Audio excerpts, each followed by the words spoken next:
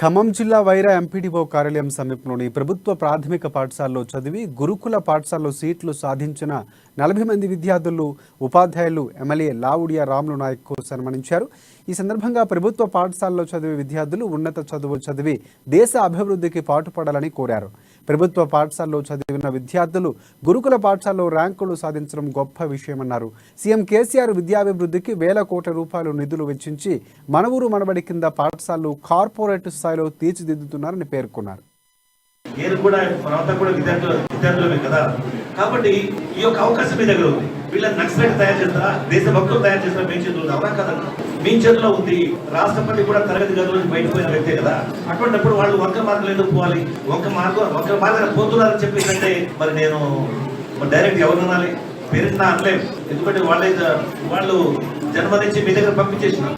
వాళ్ళు సమాజం రావాలి, దేశభక్తులను పెంపొందించాలా, దేశానికి పాటుపడాలా, సమాజానికి పాటుపడాలా, సమాజ సేవకులుగా కావాలా. మరి ఇటువంటి మంచి మన భారతీయత ఆధ్యాత్మికత మనకు కావాలి.